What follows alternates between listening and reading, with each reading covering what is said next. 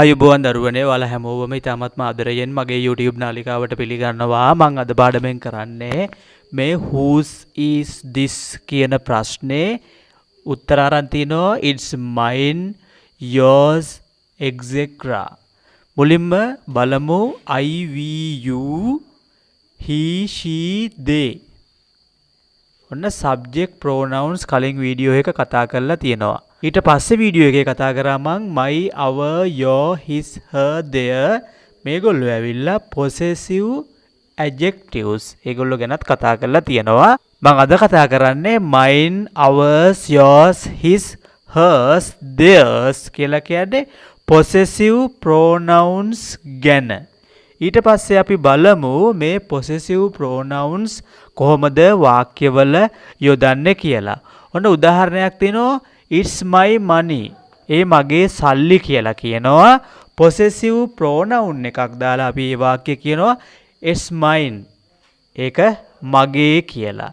it's our money. ඒ අපේ සල්ලි කියන එක අපි possessive pronoun එකක් දාලා කියනවා it's ours කියලා.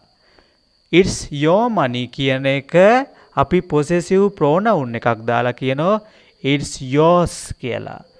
it's his money කියන එකට කියනවා it's his කියලා. it's her money කියන එකට කියනවා it's hers කියලා. it's their money කියන එකට සමානයි මේ it's theirs කියන එක. මේ mine ours yours his hers theirs කියලා කියන්නේ possessive pronouns. මේ possessive pronouns අපි නාම පදයක් නැතුව තමයි භාවිතා කරලා තියෙන්නේ. ඊළඟට අපි බලමු මේ possessive pronouns දාපු උදාහරණ කීපයක්.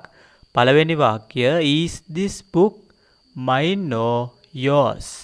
මේ පොත මගේද ඔයාගේද කියලා අහනවා. මේ mine yours කියලා කියන්නේ possessive pronouns.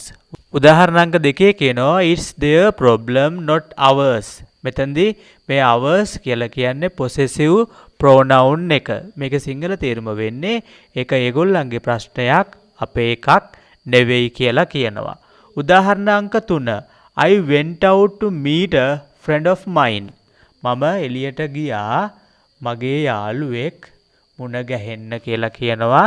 එතකොට යාළුවන්ගෙන් එක්කෙනෙක් කියලා කියනකොට a friend of mine කියලා තියෙනවා. මෙතන mine කියලා කියන්නේ possessive pronoun එක.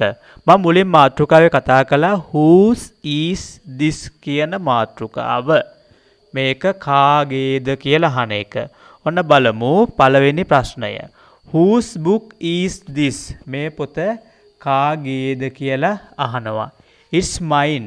ඒක මගේ කියලා කියන ඔන්න mine වරන් තියෙනවා. එහෙමත් නැත්නම් කියන්න පුළුවන් it's yours.